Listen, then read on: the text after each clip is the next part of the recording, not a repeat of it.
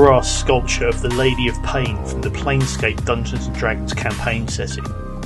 I created this by soldering some pieces of brass together and then adding a patinating agent to the metal to give it this really nice green colour. I'd had a go at making a version of this about 5 years ago, but I wanted to come back and have another go at it, so this is an updated version of that sculpture. I've done a fuller build log about this sculpture, so check out my channel if you're interested in that, but in this short video I'm just going to quickly look at how I went about adding a patina to the metal. So now for the fun part, which is to actually corrode the metal to get that nice green effect. So the stuff that I originally found to do this was something called Scopas Cupra, which I think I'm pronouncing that correctly. Now, this was bought from Tarantes, which is an art shop in London. Now they have since discontinued this, however there are other patinating agents available on eBay, and having bought some they seem to be the same thing, so I think maybe Scopas Cupra is just a trade name perhaps. Now something else I add to the metal is this stuff, which is the flux that I was using to actually solder the pieces together.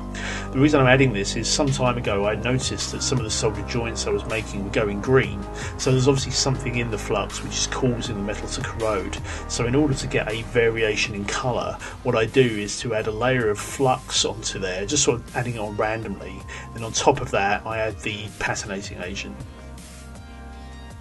Now what I have found is that if you brush it on, sometimes the brush strokes can be visible in the resulting corrosion. So what I try to do is to stipple it on, that way I find that you don't get quite so much of an obvious brush mark. So what I try to do is to sort of pool it a little bit, so it's not just a thin layer but there's a bit of movement to it as it flows about. In order to get a variation in colour, what I've also taken to doing is getting some wire wool and to just scrunch that up above the piece. What that does is to cause small pieces of iron to fall onto the metal, and that will then rust along with the brass. So what you get is a combination of brown and green, which can lead to some very nice results.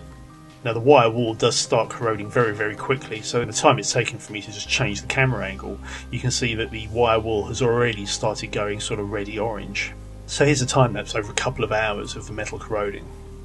As you can see, you get some very, very vivid colours with this, so it is quite fun just to experiment. Now I noticed in the original version that I have some quite blue areas, and I had started to add table salts to this as well.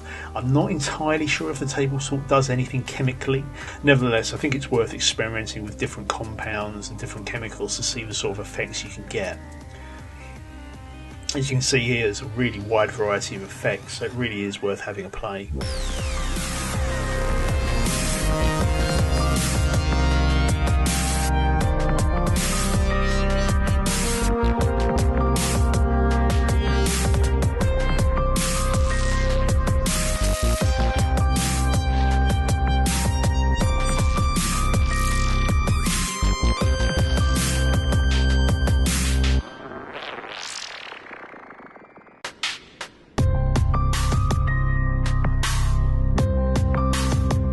Now one thing I did notice with the original model is that after a couple of years I noticed that there started to be little piles of sort of green powder underneath the sculpture. And what was happening was that the corrosion was actually dropping off the metal, so it's not actually attached. So what I've taken to doing is to use some spray varnish to give this a coat to actually hold everything in place.